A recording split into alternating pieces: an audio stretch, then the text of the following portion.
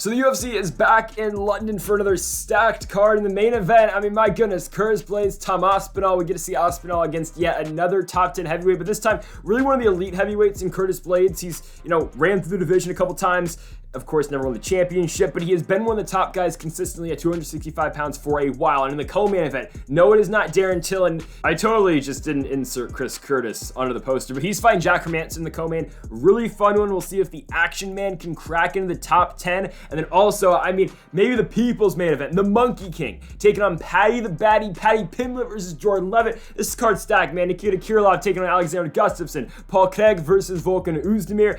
You gotta talk about one of the prelims too, Mokaev versus the former LFA champion Charles Johnson. This card is stacked from top to bottom. Folks, if you haven't yet, make sure that subscribe button down below for some more UFC here on the channel. We're gonna have our Bellator predictions coming out tomorrow in the main event. Douglas Lima taking on the ass-kicking machine in Jason Jackson, so be on the lookout for that tomorrow. Let's now get into this 14-fight card. So kicking off the card, we have got Claudio Silva taking on Nicholas Dalby. Interesting matchmaking here because you got a guy, Nicholas Dalby, who is 37 years old, and Claudio Silva's not young either. He's 39 years old, and Silva's coming off back-to-back losses to James Krause and then to Court McGee, losing the McGee fight by decision, losing to James Krause by unanimous decision. Court McGee was able to control Claudio Silva on the ground. You know what Claudio Silva does well. He's a very good grappler. He's got really good BJJ, and that's what he always, he always tries to out-grapple his opponents. He wasn't able to out-grapple Court McGee because McGee was the better wrestler in that fight and just kept top position and didn't allow Claudio Silva to get any of his jiu-jitsu off. In the James Krause fight, yeah, Claudio, shot him for a lot of takedowns. James Krause, for the most part, kept that fight on the feet and beat Claudio Silva by unanimous decision. But when you look at Silva's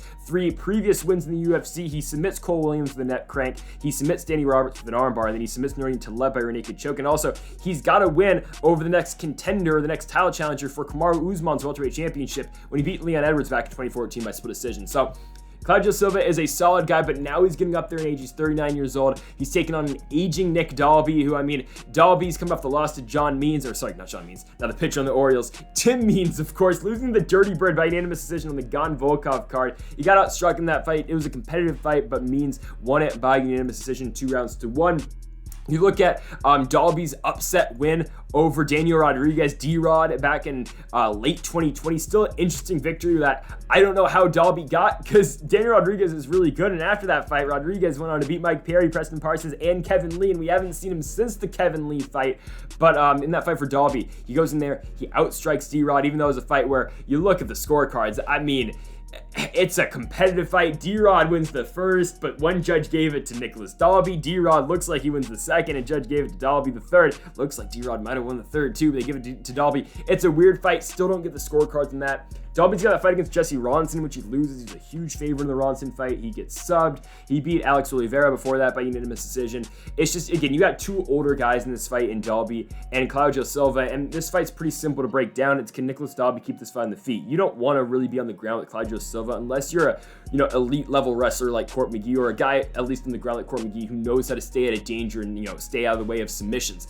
So for Dalby, obviously he's going to try to keep it on the feet. For Silva, he's going to have to try to take down Nicholas Dalby. Dalby was taken down and controlled by Tim Means in their fight, and of course Dalby's last fight on the Gon Volkov card. Tim Means, though, pretty solid wrestler. Does he have the jiu-jitsu Claudio Silva has? Obviously not. Again, it's just a matter of can Silva take down Dalby.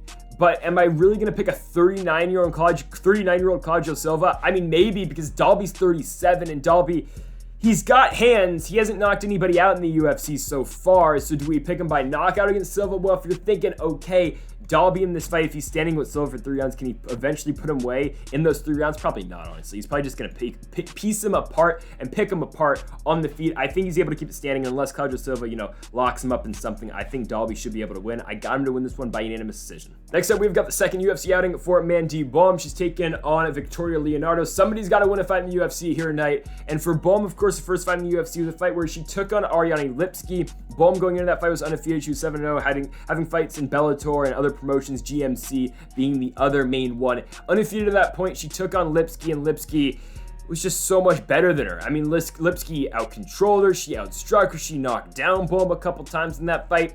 Just wasn't the Mandy Bohm that we saw, at least in her, her only fight in Bellator, and we saw outside the promotion, or of course outside of the UFC. Now she's taking on Victoria Leonardo, and they gave Mandy Bohm basically the lowest level flyweight they have. No offense to Victoria Leonardo, but she is exactly that. right? She comes in the UFC. We've talked about the Chelsea Hackett fight at length before. Chelsea Hackett's a fighter who, she's 21 years old fighting Victoria Leonardo on the Contender Series. I think she's 20 years old, right? She takes on Leonardo. Hackett's a huge favorite. She's coming over from Australia. She loses because she just didn't have a ground game. Victoria Leonardo exploited that. She took down Chelsea Hackett at will. She took her down, ground and pounded her, won the fight in the second round. She gets the contract. Interesting call by the UFC, but they gave Leonardo the contract because if Chelsea Hackett won, they guarantee 100% she would have got the contract by the UFC because she's only 20 years old. They probably would have signed her. Now, Chelsea Hackett hasn't fought since. Why? I don't know, but Victoria Leonardo now comes into the UFC, right? Her first fight takes on Manon Fiorot. Okay, they did not do her any favors. Manon Fiorot, if she beats Jessica Andrade, is likely fighting. No, she is fighting for the championship next. Actually, she'll probably have to wait because we'll see what happens with the Miesha Tate fight. I'm recording this before UFC Long Island, so if Miesha Tate beat Lauren Murphy, well, there you have it. She's probably fighting Valentina next. If not, okay, then it's probably going to be Manon Fiorot if she can beat Jessica Andrade. If not, hell, the other winner, Viviane Araújo, taking on Alexa Grasso. But for Manon Fiorot, Victoria Leonardo, that fight goes exactly how you expect it to go. Given that fight was like at 6 in the morning my time, I got up early to watch that for Fiorot and Leonardo. And Manon Fiorot just dominates Leonardo on the feet. And then Leonardo's second fight, she takes on Melissa Gatto, and Gatto just outstrikes her. Leonardo breaks her arm in the end of the second round. She couldn't get off the stool. She wanted to keep fighting. The doctor had to call it off, and now she's finally recovered from that broken arm, taking on Mandy Bohm about 11 months later here in London, England. Now, I think that this fight is somewhat competitive. I don't think Bohm's going to run away with this one, definitely, because you look at her last fight against Lipsky, the Queen of Chaos. Is that her name? No, that's what Colby Covington calls all of his female friends. She's the Queen of Violence. But Lipsky was able to, neutralize the game of Bohm and just outstrike her for 3 rounds. I don't think Leonardo is able to do the same. On the ground, I'd give a slight advantage to Leonardo, just because Bohm, again, she just honestly, we're being real with ourselves, hasn't really been tested. You look at our opponents outside the UFC, they're not great. They just aren't. The only UFC caliber fighter she's taken on is Ariane Lipsky, and the former KSW champion was able to neutralize the game and beat her. On the feet, I still do like Mandy Bohm. I think she's better than Leonardo on the feet. Leonardo's kind of slow on the feet. I think Bohm is able to keep her distance. I think she's able to touch her up with the jab. And again, not confident at all. Don't put money on this fight. I think Mandy Bohm wins. I think she wins it by decision. So the Black Country banger in Jai Herbert has had nothing but tough fights so far in the UFC. This one feels like his easiest so far, and that's no disrespect to Kyle Nelson, but Kyle Nelson's 1-3 in the UFC, and he's had some tough fights too. I mean, look at his record so far. He comes in the UFC, he's got to fight Diego Ferreira. He loses that first fight up in Toronto. He loses to Matt Sales, beats Paulo Reyes, and then he loses to Billy Quarantillo his last fight out back in 2020.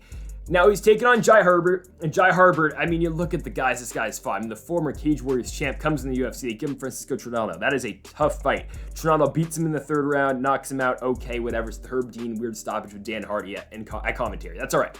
Renato Moicano is the second fight. My goodness. I mean, he goes from Trinaldo to Renato Moicano. He gets subbed in the 2nd round. Then they give him Kama Worthy, which he wins. He does what he's supposed to do to Kama Worthy. He knocks him out in the 1st. And then they give him Ilia Topuria. Topuria is like a -500 favorite. He knocks out Herbert in the 2nd round, and there you go, there you have it. Ilia Topuria wins the fight, but it's not that simple. Jai Herbert in the 1st round knocks down Ilia Topuria. I mean, again, at plus like 495, Jai Herbert wobbles Ilia Topuria. He's got him in a world of hurt in the 1st round before Topuria, I mean, my goodness, flatlines him in the 2nd.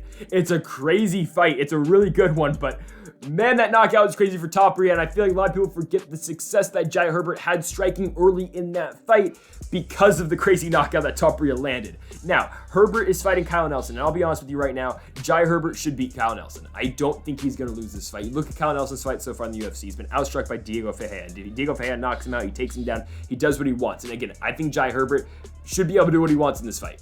Honestly, I think he should be able to do what he wants. Obviously, he's going to be striking. Kyle Nelson's probably going to want to try to take this one to the ground, even though, Kyle Nelson hasn't had too much success on the ground so far in the UFC. If at all. I mean, I think he took down Matt Sales because he was getting outstriked by Sales. He tried to submit Sales a couple times, couldn't eventually lock that in. Sales instead ended up submitting him. Of course, Nelson knocked out Marco Polo Reyes, but not the toughest thing to do in the world. And then Billy Quarantillo was able to take him down, knock him out, do all of that. I think Jai Herbert's going to pick apart Kyle Nelson on the feet. I think he's going to knock him out in the 1st round. Nelson's only pathway to success in this fight, I think, is through the takedowns and through getting Jai Herbert on the ground. The thing is, Kyle Nelson's got 12% takedown accuracy so far in the UFC. I don't think he's able to take down Herbert, a guy who, has been taken out some in the UFC, but still has solid takedown defense. I think he's able to keep this one standing. I mean, hell, Ilia Topuria went 1 for 4 in his takedowns when Jai Herbert was fighting him. So I think Herbert's able to, to finish what he, got started in the first round of the Topuria fight. I think he's able to put away Kyle Nelson in the first. I like Jai Herbert, the Black Country banger, to win this fight in London by a first round knockout over Kyle Nelson. So just recently added to this card, we have got Mason Jones versus Ludovic Klein. Very excited that they got Mason Jones on this card. He was looking for an opponent for the longest time, and now he finally gets it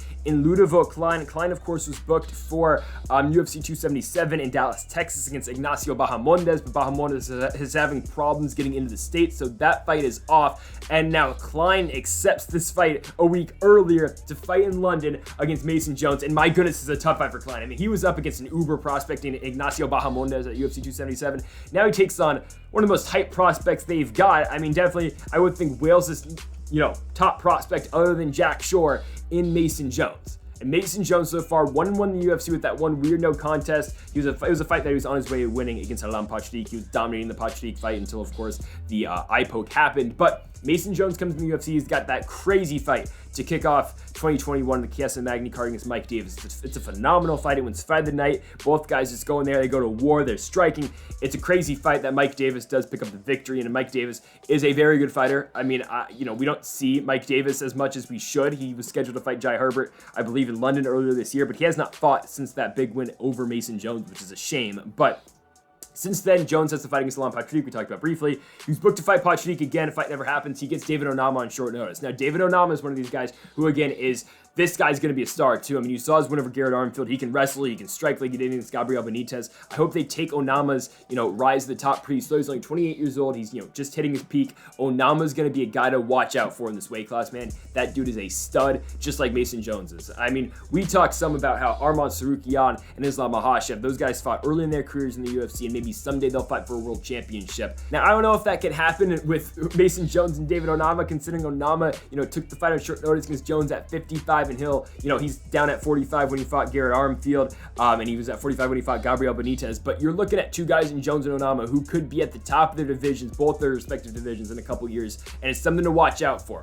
Mason Jones got that fight with David Onama. He's able to go in there, striking with Onama, but it was the takedowns that won that fight for Mason Jones. But David Onama is having success. Don't get me wrong. Onama in that fight does very well. He's got a lot of success in the feet, but again, it was Mason Jones' wrestling that won him the fight. Now, Mason Jones taking on Ludovic Klein in this one. Ludovic Klein is 2-2 so far in the UFC. Comes in, he beats Shane Young in his first fight. He knocks him out. Klein has got the knockout power. He just hasn't showcased it much since the Shane Young fight, but he comes in the UFC, he's racking up all these finishes. He's got the guillotine chokes, he's got the rear naked chokes, he's got all the knockout finishes. Comes in the UFC, finishes Shane Young. You're thinking, okay, give him against Trezano. He should beat Mike Trezano, right? No, Mike Trezano beats him by unanimous decision, but that's a very close fight that I still don't get the scorecards on that. I mean, Ludovic Klein out wrestles Trezano. He takes him down every single round. The striking is close.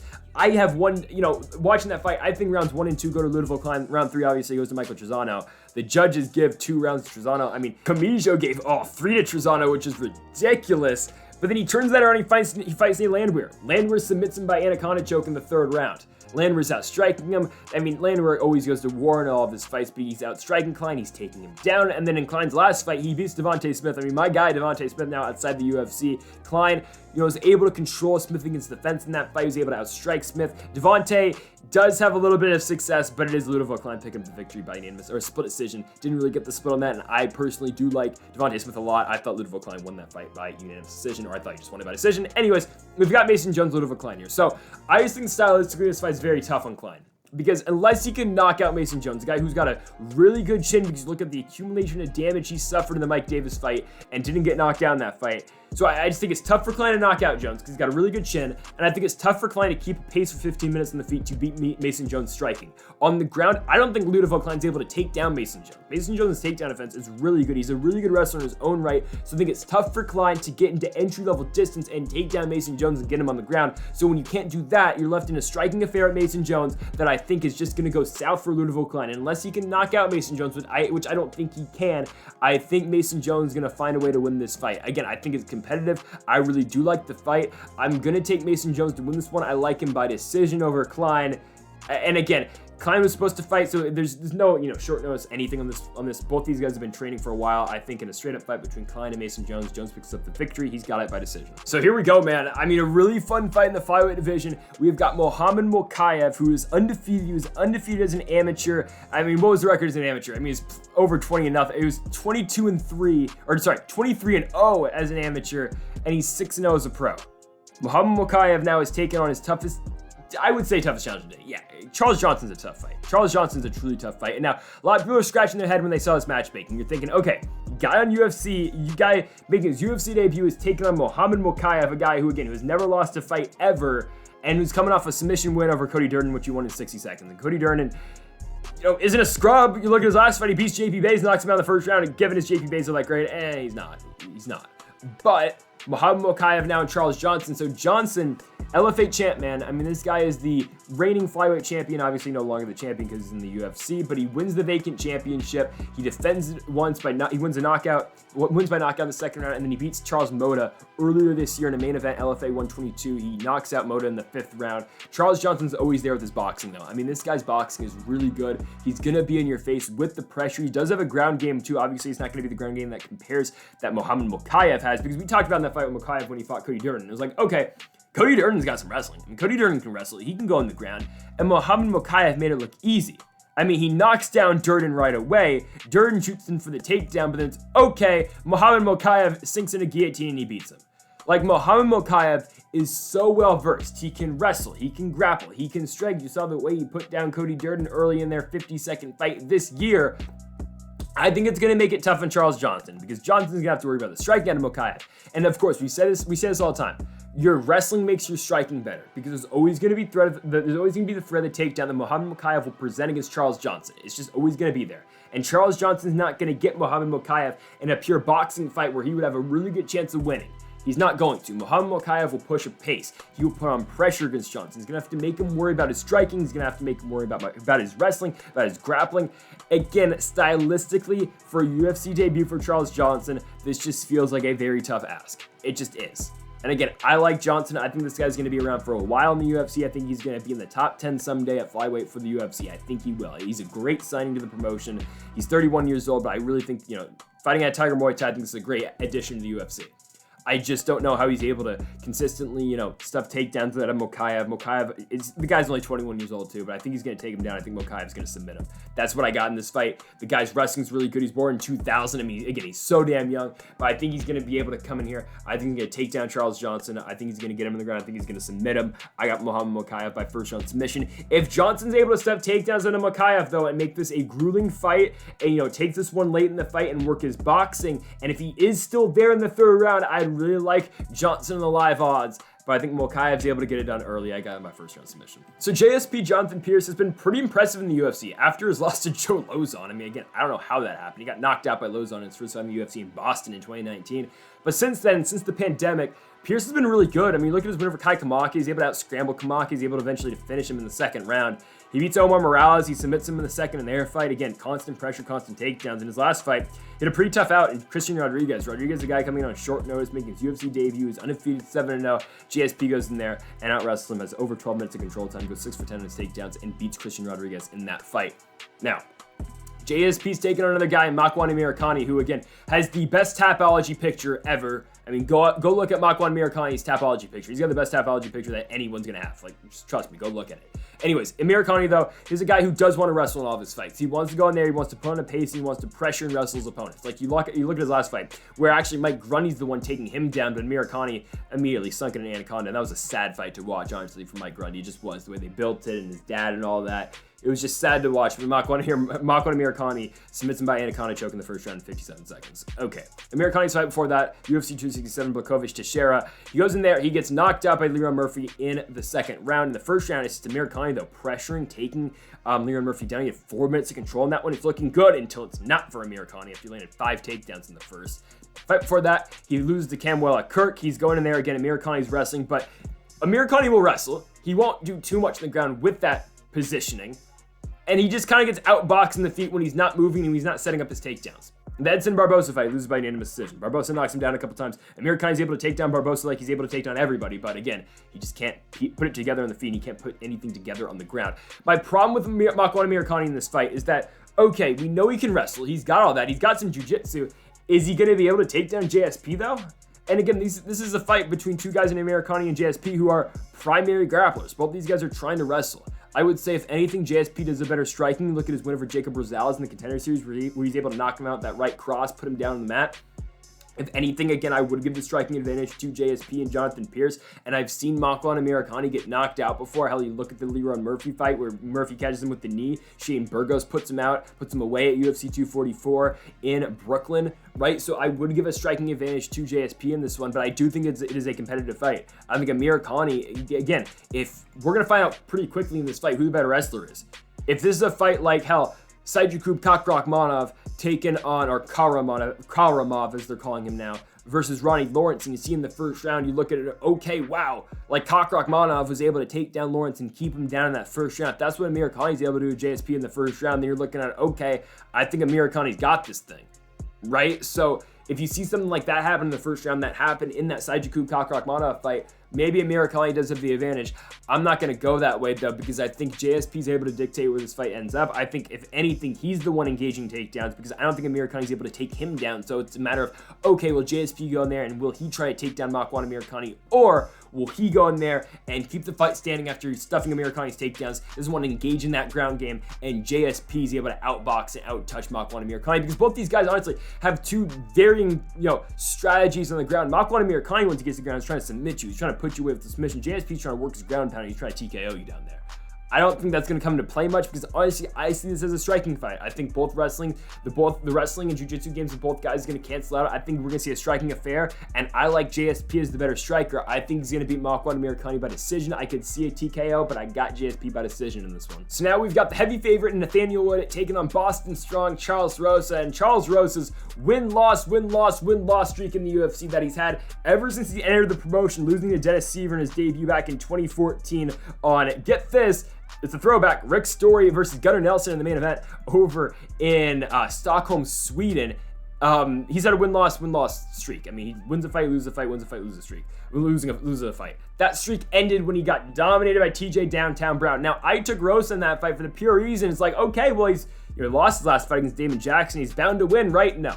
TJ Brown dominates him on the ground. And that's the problem Charles Rosa's had recently. It's that, okay, he comes in the fight, and he's getting out-wrestled. So what does he do from there? Because Charles Rosa is not going to go out there and outstrike you.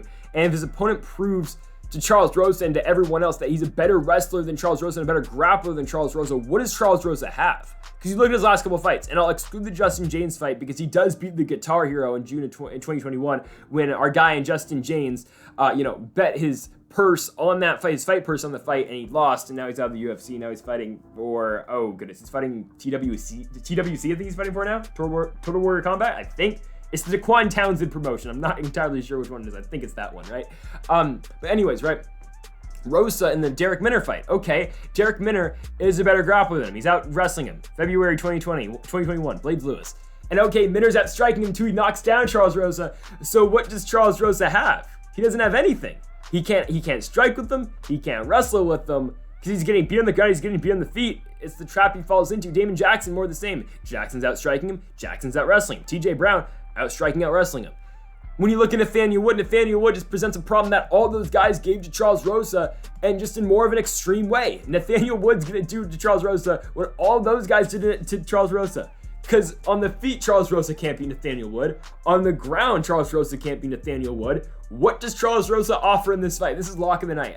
I don't see a way Nathaniel would lose this fight. Because, Charles Rosa going to catch him in a submission? Like he did to Manny Bermudez? I highly doubt that. That is the only way Rosa can win this fight. Is if Wood takes him down, he leaves an arm, or Rosa locks up a triangle, and he taps him out. That's the only way he loses this fight, because on the feet, Nathaniel Wood is better than Charles Rosa. On the ground, he's better than Charles Rosa. His cardio is better than Charles Rosa. I know he tired a little bit at the end of the Casey Kenny fight, his last fight. And I haven't even talked about about Wood's last couple of fights, but we just look at this fight stylistically. It's a fight that they want to get Nathaniel Wood a victory in.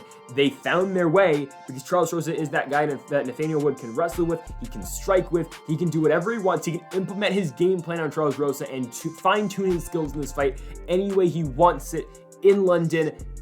They gave him this fight for a reason. Nathaniel Wood beats Charles Rosa in every single sense of the way. Nathaniel Wood wins this one by unanimous decision. So now we've got Mark Diakiese taking on Damir Hadzovic. You look at Mark Diakiese's last fight, I mean, he does what he needs to do against Slava Claus. I mean, he beats Slava Borshev by just out wrestling him. It's in Columbus, Ohio. It's in the Blaydes Dawkins card. Diakiese, 12.5 minutes of control time on the ground, 11 for 18 on his takedowns. Diakiese came in there, he said, I'm not playing around, I'm not striking with Slava Borshev. I'm gonna go in here, I'm gonna take him down at will. And Diakiese needed a win because he's coming off back-to-back losses. It's against good fighters, though. Rafael Fiziev and Rafael Alves. The Fiziev fight's a fight of the night. It's a good fight, of course, where Fiziev, gets out of the way of a head kick from Diakiese by just leaning back. It's a crazy fight. Fiziev wins. Diakiese holds his own on the feet. Of course, Fiziev now is a top 7 guy after knocking out RDA in the 5th round of their main event last week. And Diakiese goes in after that. He loses to Rafael Alves. He gets subbed in the first round by guillotine. He said, I'm done playing. I mean, he came into the Slava Borshev fight, put on his wrestling boots, and just kept wrestling Slava Borshev. Similar to what he did in the Lando Venata fight. He was taking down Venata a lot in their fight in Copenhagen, Denmark, back in 2019. But not to the extent that he won in the Slava Borshev fight. And he really just put on that game plan. And I think it wasn't, the most entertaining way to win a fight. But if Diakiese wants to, put together some wins now, that's the way you gotta do it, I think. I mean, especially against Damir Hadzovic, because Damir Hadzovic was on a 2-fight losing streak, losing to Christos Giagos, losing to Renato Moicano. Damir Hadzovic's wrestling isn't very good. It's just not. A lot of guys have had success wrestling against Damir Hadzovic. Marcin Held had success wrestling against Damir Hadzovic. Now, Hadzovic knocked him out in the 3rd round, but still, Held had a lot of success wrestling. Okay? Alan Patrick had a lot of success wrestling against Damir Hadzovic. He won by unanimous decision when they fought in Brazil in 2018. Who else? Christos Giagos had a lot of success wrestling against Damir Hadzovic in Sweden. He was able to take him down 6 times in their fight. It was Giagos again wrestling Damir Hadzovic for 3 rounds, and he won the fight that way. When Renato Moicano fought Damir Hadzovic in that empty arena card in Brazil, he subbed him immediately, he took him down, got the back, submitted Damir Hadzovic. Now, Hadzovic's last fight was the opener of Gan and Volkov. It's a fight with him and Yancy Medeiros. Those two are training. It's a crazy war on the feet. Medeiros takes down Hadzovic a couple times in that fight. But again, the fight that sticks out for me is when Damir Hadzovic gets taken down 6 times against Christos Giagos. Giagos beats him by decision. If Giagos is able to do that, Diakiese's able to do the same. Alan Patrick's able to do it against Damir Hadzovic. Diakiese's able to do the same. It's just that the way both these guys have been trending, this one just favors Mark Diakiese so much. Diakiese, again, wrestling a lot in his last fight. Damir Hadzovic sure got into a war with Yancy Medeiros, but recently, as recent as 2020, he's able to get taken down, submitted right away, and even when we look at the Giagos fight, he's able to get taken down and held down. Same can be said about the Alan Patrick fight, and even the fight that he had against Marcin Held that he ended up winning, he was getting taken down at will and being held down at will. The only way he won that fight is because every round starts standing, and that's really the only chance he's got in this fight is if you can land a bomb against Diakiese and put him out like he did against Marcin Held, given the Held fight was a knee. But still, I like the Bone Crusher to win this fight. I think he's going to take down Damir Hadzovic, and I think he's going to hold him down for like 14 minutes in this fight. I really do like Mark Diakiese, again, to put on the wrestling boots. I think he's going to go in there. I think he's going to beat Damir Hadzovic. I think he gets it done by unanimous decision. So, main card time. Kicking it off, we've got Paul Craig taking on Volkan Oezdemir. Currently, Paul Craig at plus money, plus 125, minus 145 for Oezdemir. Again, I'm recording this before UFC Long Island, so if the odds are different by now, then there you have it. But Paul Craig, man, on a winning streak right now. 4 fights in a row that he's gone on to win. He beat Antigulov, submitting him in the first round back in 2020. He TKO'd Shogun Hua, Shogun tapped to strikes.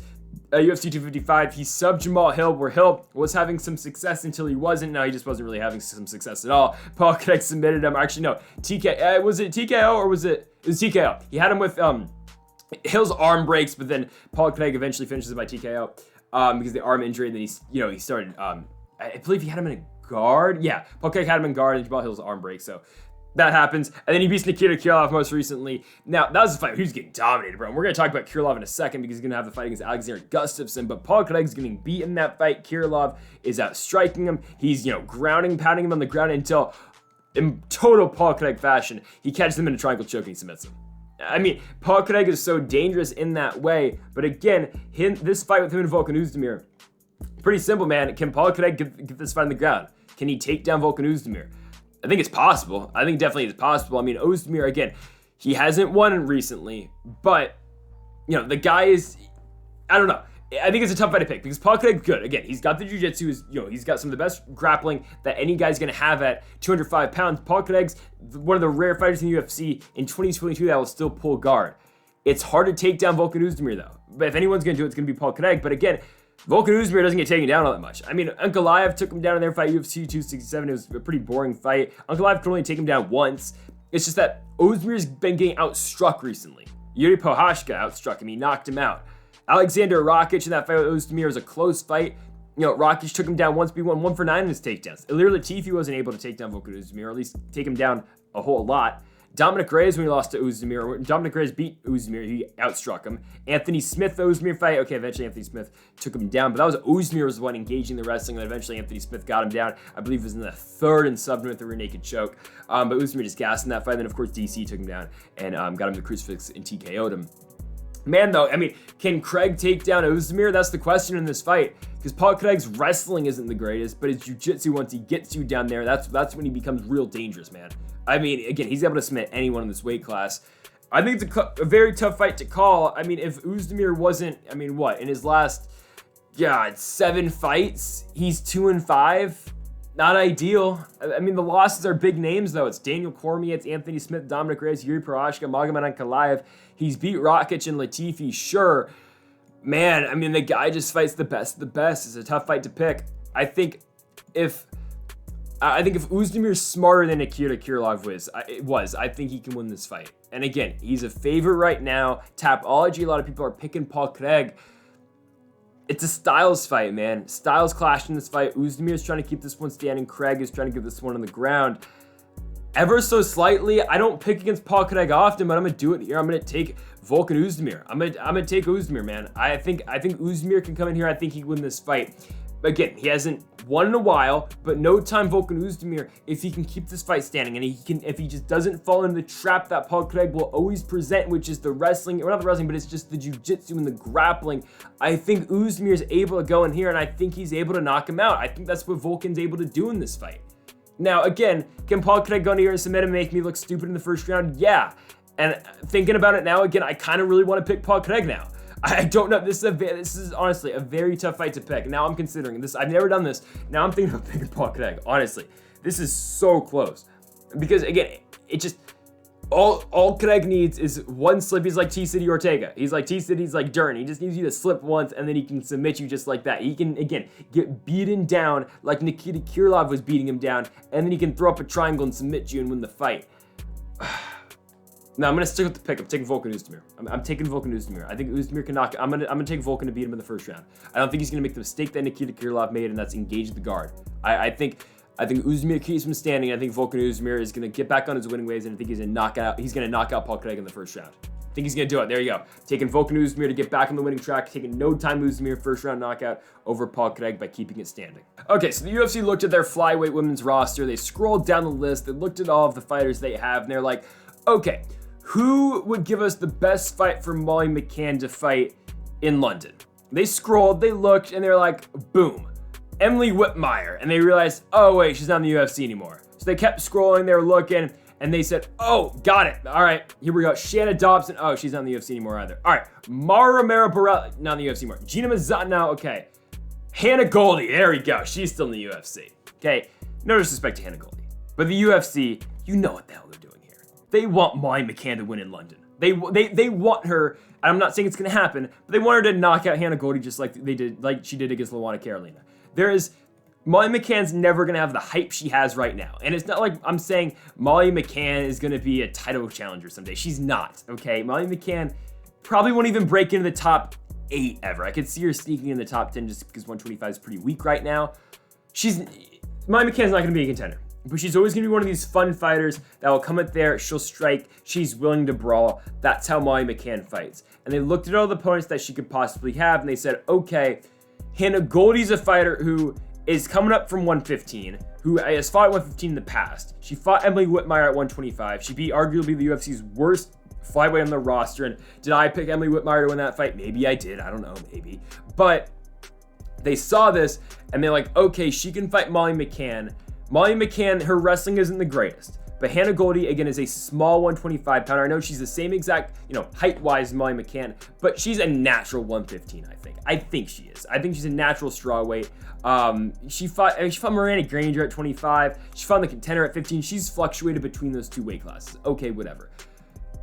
If Goldy can't take down Molly McCann, she'll likely lose. Because, Hannah Goldy will be willing to engage in a firefight with Molly McCann. When you look at her fighting against Diana Belbizia, right? I mean, she's willing to engage in a back and forth fight against a fighter like Belbizia. She'll be able to, she'll be willing to engage in that fight against Molly McCann. She'll do that. It's just that, will she get the better of Molly McCann in a fight like that? Probably not. She's not going. I don't think she'll get the better of Hannah Goldy will not get the better of Molly McCann in a striking fight. She'll do it. She'll do it and she'll be competitive at some point. She's not going to win the fight though. On the ground, that's Hannah Goldy's best shot by far. It is by far Hannah Goldy's best shot. If she shows early in this fight that she's able to take down Molly McCann, that is danger for McCann. Because how does Molly McCann lose fights? Look at all of her losses in the UFC. She's got 3 of them. Julian Robertson in Manchester took her down, subbed her by rear naked choke. Okay, Tyler Santos was able to rinse and repeat, take down Molly McCann at Fight Island in 2020. She kept doing it. Loria Procopio, what was she able to do? Take down McCann and keep her down. Look at all the fights Molly McCann wins. She's out striking. She's taking her opponents down. It's the Charles Rosa effect to a higher degree. If Molly McCann is able to push the pace and decide where the fight goes, she wins. If she's not the better wrestler, she loses. Okay? I don't think Hannah Goldy, though, is able to take down Molly McCann enough times. I think she will take her down at some point, but I think McCann's able to work it back to her feet, and I think Hannah Goldy will just accept that she's not going to waste all this energy trying to take down Molly McCann because she thinks she can outstrike Molly McCann, and she thinks she can go to war and engage in this fun and fight for the crowd in London. It's going to be Hannah Goldy's first fight in the UFC since the Miranda Granger fight that has had a crowd. I think she's willing to engage in this firefight with Molly McCann, and I think they're just going to trade blows in the feet, and I think if they do that, Molly McCann will get the better of her, and Molly McCann will win it by decision. Again, the UFC knows what they're doing in this fight. They want Molly McCann to pick up a win in London. Now, do they give Paddy the Valley the most favorable matchup? I mean, they kind of did. We'll talk about that in a second. He's taking on the Monkey King. I'm really excited for that fight.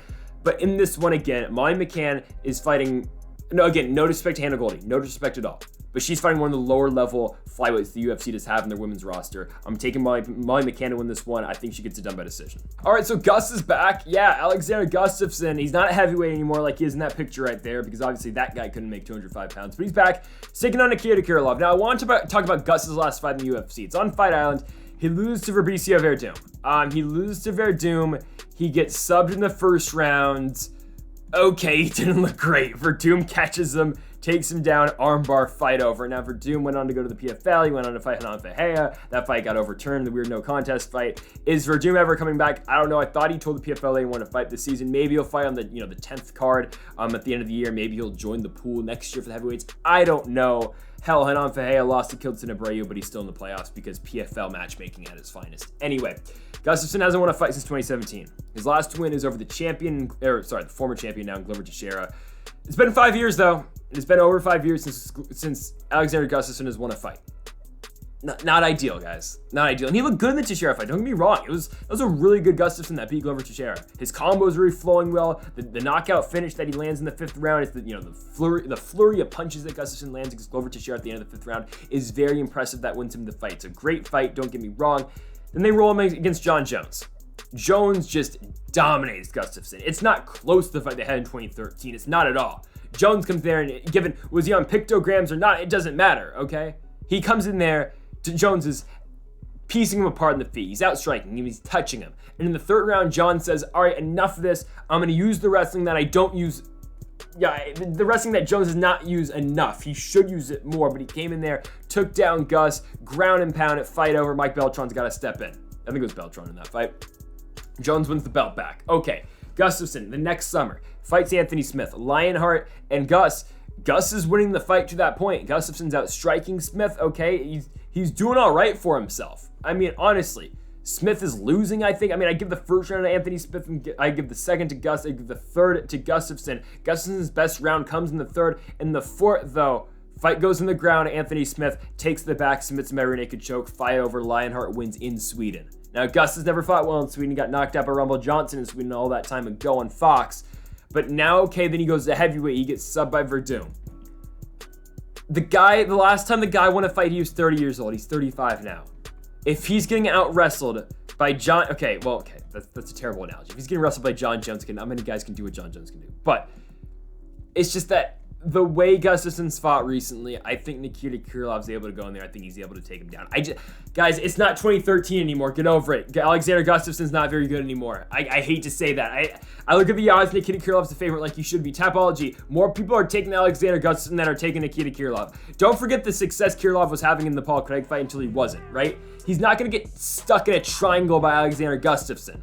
I think Nikita Krylov's going to take down Alexander Gustafsson. He's going to lay on him for 15 minutes, and he's going to win the fight. He will ground and pound Alexander Gustafsson.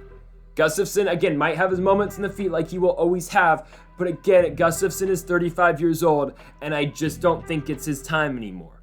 I would have liked to see him against Rothwell, because I think that was going to be competitive. I would like to see a striking fight between Rothwell and Gustafsson, but if I'm being honest with you, if that fight ever happened and Rothwell never got cut by the UFC, I was going to say, okay, I think Gustafsson is going to get taken down by Ben Rothwell. I think Rothwell is going to submit him with the Bravo choke, right? Fight never happened, okay. I think Krylov's going to take down Gustafsson, and I think he's just going to work on him on the ground. I think he's going to beat him by decision. If not, you get a striking fight, and okay, maybe Gus does win. But again, Gustafsson is not on the right side of 30. He's not. He's getting up there in age. He hasn't won a fight since he beat Glover back in 2017. Nikita Krylov's going to win this fight. He's going to win it by decision. So this is the fight I've been wanting to talk about the most. Paddy the Baddy, Paddy Pimblett's third fight in the UFC versus the Monkey King and Jordan Leavitt. The scenes. If Jordan Leavitt wins this fight, submits Paddy the Baddy, twerks on his face. Okay, actually, that was a little extreme. Twerks in the middle of the octagon, and the O2 Arena just blows up because people are going to start rioting. That's what's going to happen if the Monkey King submits Paddy Pimblett. It's a fact. I'm not going to lie to you. I want to see that happen. I'm not going to lie to you, but I will give you my actual pick, and I will break this fight down to the best of my abilities. So Paddy the Baddy's third fight in the UFC. Look at his first two fights. The first fight, it wasn't ideal. He gets rocked by Luigi Venturini, but eventually he finished him in the first round. Okay. Second fight, Kazula Vargas. He takes down Vargas in the first round. He submits him bare naked choke. Not much happens in the feet because Paddy the Baddy pretty much instantly shoots for a takedown. Vargas is having some success. I wouldn't say instantly shoots for a takedown, but eventually shoots him for a takedown. Vargas is having some success grappling, but then eventually Paddy the Baddy takes his back and submits him. Okay. You know Paddy the Baddy can wrestle. Or not wrestle. You know that Paddy the Baddy's got jiu-jitsu. You know he's good grappling, right? He's got power. Paddy the Baddy can get knocked out, though. Like, honestly, his striking is good. He's got powerful hands. He's got sharp hands. He's got crisp striking, but he leaves his head open. He leaves his head open and exposed to the point where he can get wobbled. And that's when Venturini had a lot of success in the feet. Venturini was hitting him with those big overhand rights. The problem with that I have with Paddy the Baddy and Jordan Leavitt is that Jordan Leavitt's not going to knock out Paddy the Baddy. He's not going to, right? He's not going to put away Paddy the Baddy. He's not going to put him out with one punch like some of these guys can. And that's where the UFC took this careful approach with Paddy the Baddy because, again, they want him to win in London like they want McCann to beat Hannah Goldy. And they saw Jordan Leavitt, and this is what the UFC's perspective is. Okay, you got Paddy the Baddy, who he's got some holes in the feet. Kevin Lee has seen those holes, and just like everyone else has seen the holes in Paddy the Baddy's game on the feet. On the ground, Pimblett's really good. Pimblett's got submissions. He's able to control his opponents. He's very well technically sound down there, right? But on the feet, there's a lot to be desired. Jordan Leavitt's not going to be that guy that's going to exploit those holes in his game. Yes, Jordan Leavitt can go in there and he can touch up his opponent. You look at the fight against Trey Ogden. Okay, in the second round, Leavitt's having a lot of success in the feet. Leavitt's touching him. Is he really hurting Ogden all that much? Maybe not. No, he just isn't. But he's having success against against Trey Ogden on the feet. My problem is Trey Ogden's not Paddy Pimblett. Trey Ogden's not very great, and Jordan Leavitt fought him to a close split decision. Paddy the Baddy, if Jordan Leavitt stays striking Paddy the Baddy, I'm sorry, Paddy the Baddy's gonna knock him out. Okay, that's just what's gonna happen. Leavitt's good on the ground though. Like I think if Paddy the Baddy's going in there and thinks it's gonna be a cakewalk taking down Jordan Leavitt, I think Leavitt has a lot of success. And I think that's obviously Leavitt's only pathway to success in this fight, and his only pathway to victory in this fight is if Paddy the Baddy takes him down or Jordan Leavitt's able to execute a takedown and Leavitt catches him in a submission, because that's what he's very capable of doing. Leavitt's got some good jiu-jitsu, man. The only guy who's been able to The only guy that's been able to out-scramble the Monkey King so far in the UFC is Claudio Puelles. And now at the time, we're like, okay, Claudio Puelles? Like, who? Like, I mean, because he had 3 fights in the UFC. He lost to Martin Bravo. He beat Felipe Silva. He beat Marcus Mariano. But then he beats Jordan Leavitt. You're like, okay. And then he submits Chris Gritsmacher. Like, oh, all right. And then he subs Clay Guida again by knee bar in the first round of their fight earlier this year in a co-main event. So, okay, Claudio's legit. So maybe the Leavitt loss to Plus isn't that bad after all, because Leavitt was getting control of the ground by Plus. Plus had like 11 minutes of control in that fight. So, you look at it. Can Leavitt take down Paddy the Baddy? Maybe.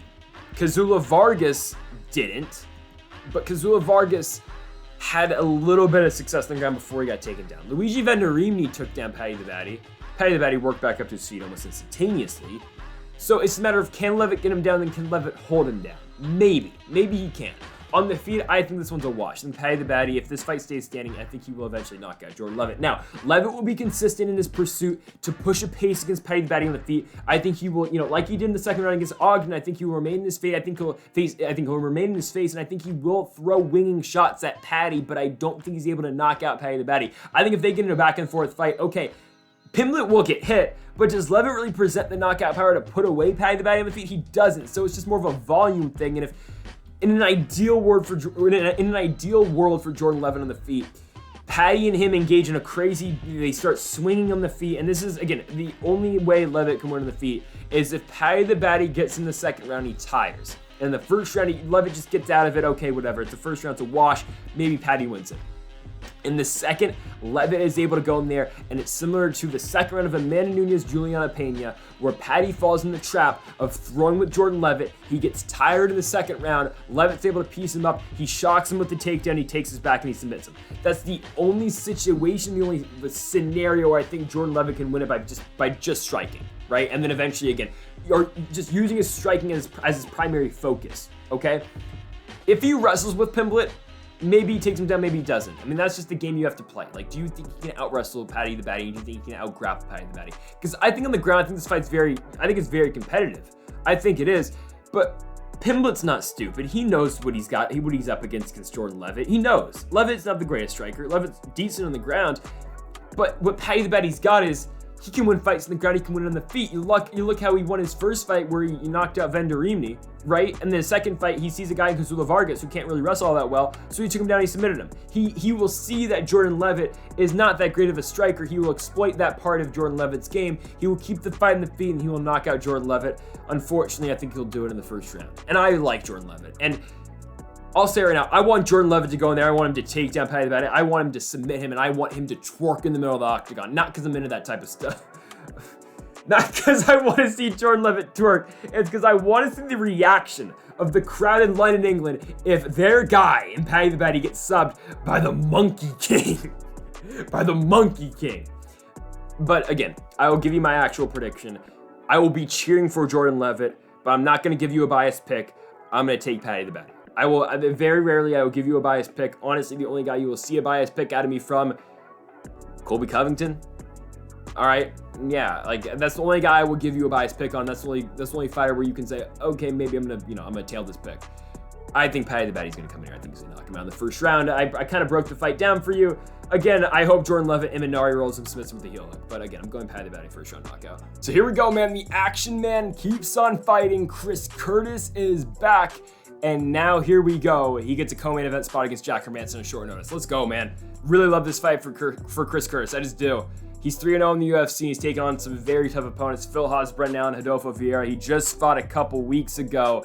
And now he's back taking on the Joker. Love this. I really do. I mean, this is originally supposed to be Darren Till and Jack Hermansson.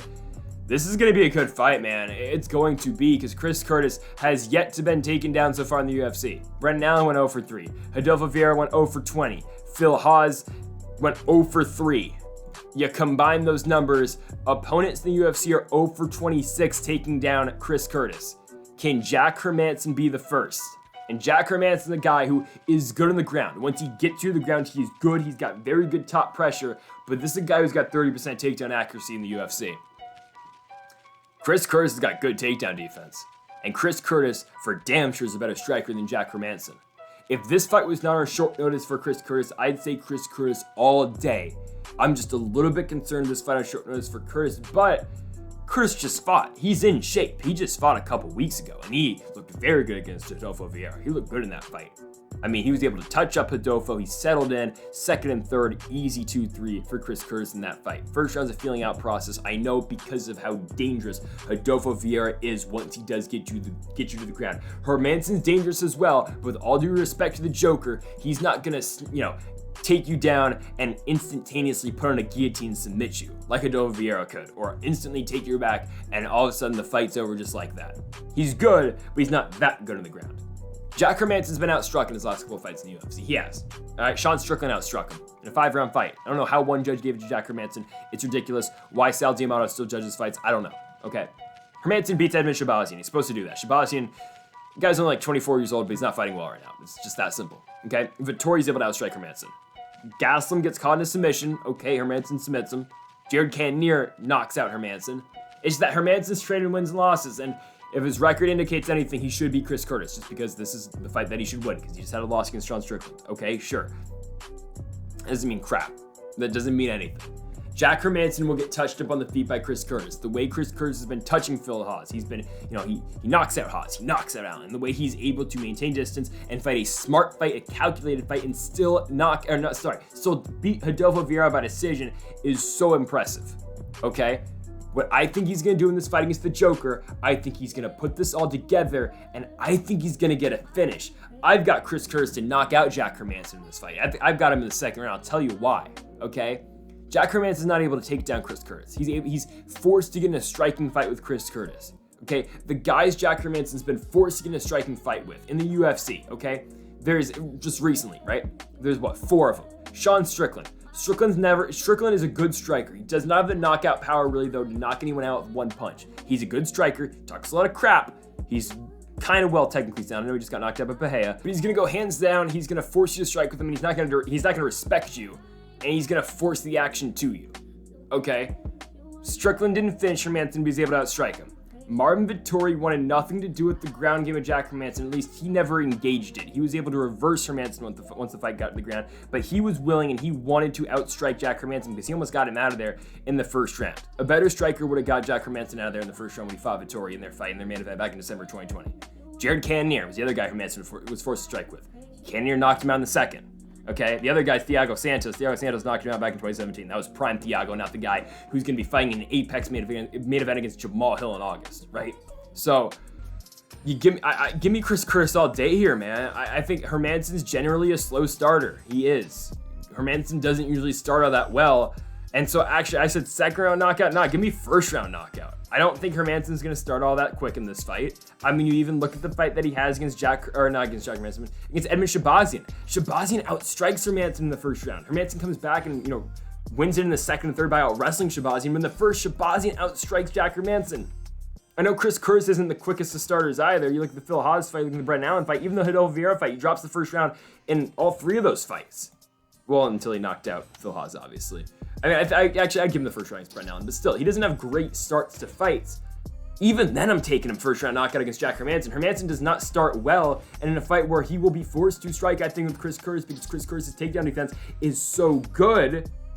Give me Chris Curtis by knockout in the first round. Get this man in the top 10. Let's keep it going, man. I'm riding the wave of momentum here with the action man and Chris Curtis. Again, don't forget, just 2 years ago, this guy retired from the sport. 3 years ago, this guy was done after he lost twice in the PFL playoffs, or in the end of the PFL season, he retired. He's now back. Get this guy in the rankings. He'll be in at number 8. I mean, I don't know who's next. Give me him and hell, he trains with Strickland. Give me him and Brunson. We'll test Chris Curtis. Give me him and Derek Brunson next. I like him to win this fight. First round knockout for the action man. Curtis Blaydes taking on Tom Aspinall. We're gonna see how good Aspinall is. I know I say that every single time he fights, but truly, this is the number 3 heavyweight in the world in Curtis Blaydes. This is a true test for Tom Aspinall now. He was good against Volkov. He passed the challenge. He was able to outstrike Volkov. He took him down, straight armbar, fight over. So he's showed, okay, he's more than just a striker. Like, he subbed Arlovsky, sure, but it's Arlovsky at this point of his career. I mean, he's a decision machine, but again, he took down an elite heavyweight and he submitted him. He finished a guy that a lot of guys have trouble with in Alexander Volkov, and now you're taking on the best wrestler in the weight class in Curtis Blaydes. And I know John Jones is coming. Is he? Maybe, I don't know. I think he is. Likely a December date with Francis Ngannou is next. or maybe Stipe, we'll see. But Curtis Blaydes is going to bring the wrestling to him. He's going to bring the fight to him. And Curtis Blaydes has shown, okay, look at his last fight where he beats Chris Diakiese. He knocked him out in the second round, given he was a minus 500 favorite in that fight. And that's what he's supposed to do. I don't know why Diakiese was back in that main event 3 months after getting knocked out to Derek Lewis, but he was. And Curtis Blaydes took advantage and did what we thought he was going to do. He dominated. He knocked him out in the second round. Blaydes will not do that against Tom Aspinall. He's not going to be able to knock out Tom Aspinall. It's just not going to happen. Curtis Blaydes will get pieced up on the feet if he boxes with Tom Aspinall. Aspinall's too good of a boxer to lose to Curtis Blaydes in the feet. So Curtis Blaydes is left with one choice and one choice only, and that's to wrestle Tom Aspinall. Okay, it's a daunting task because Tom Aspinall has not been taken down so far in the UFC, given he hasn't fought a guy that has the wrestling that Curtis Blaydes. Jake Collier does not have the wrestling that Curtis Blaydes has, and Tom Aspinall was able to knock him out in 45 seconds. Alambado's horrible, and Tom Aspinall was able to knock him out in a minute, right? Andre Arlovski is Andre Arlovski. He's old. He's 43 years old, but he's still winning, but he does not have the wrestling that Curtis Blaydes has. Sergey Spivak has some good wrestling, but he wasn't able to really close the distance at all. He only had 2 minutes in that fight before Tom Aspinall got him out of there. Spivak shot for 2 takedowns. He couldn't get one of them. Aspinall knocked him out. Volkov, of course, did not shoot him for a takedown. Aspinall submitted him in the first round. Okay, we're going to see how good of a wrestling game Tom Aspinall has got, because Curtis Blaydes is the last true gatekeeper to the top, or just the elite of the division. When you look at the elite of the division, I would say it's Francis Ngannou, Ciryl Gane, Stipe Miocic, and John Jones. Those are the top 4 guys in the world. Stipe Miocic is old, but he's still one of the best guys in the world. If Curtis Blaydes, or if Tom Aspinall beats Curtis Blaydes, he has passed that test. He is now in that elite group of guys. He is in the top 5. Because Curtis Blaydes, okay, sure, he's number 5 right now. But do you consider him the division's elite? No, because he's already lost to Ngannou twice. Again, there's matchups to be made with, Bongame and Stipe and John. But would John Jones and Stipe Miocic fight Curtis Blaydes? No, because there's no money in that fight. The only fight that he can realistically get, because he's already lost twice to Ngannou, is Ciryl Gane.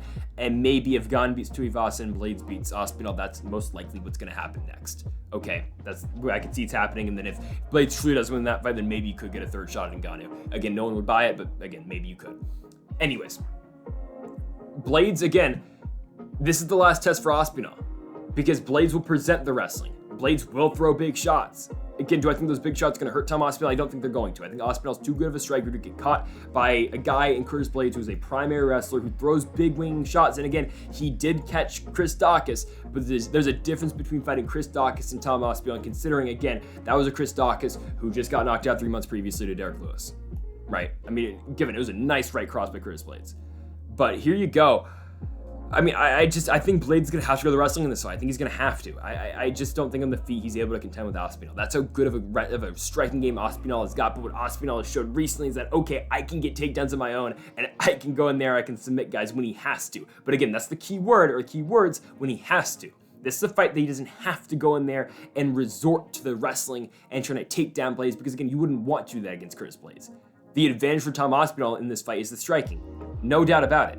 And that's fine for Aspinall. Because he's shown, okay, in the Arlovski fight, in the Volkov fight, he can use wrestling, he can use submissions, and he can win fights that way. But in the Collier fight, the Badeau fight, the Spivak fight, he's like, all right, and I think this fight's very similar to Spivak's, that Curtis Blaydes is a much better Sergey Spivak, is that, okay, Aspinall is going to stand there, he's going to strike with you. He's not going to allow Curtis Blaydes to take him down. That's a big if, though. Can he stuff the takedowns of Curtis Blaydes for 5 rounds, or as long as this fight does last?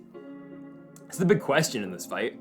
I mean, and if Curtis Blaydes does land a takedown against Tom Aspinall, can Aspinall get back up? And how will Aspinall respond to that first takedown that Curtis Blaydes does land? That's the big question. There's a bunch of question marks over this fight.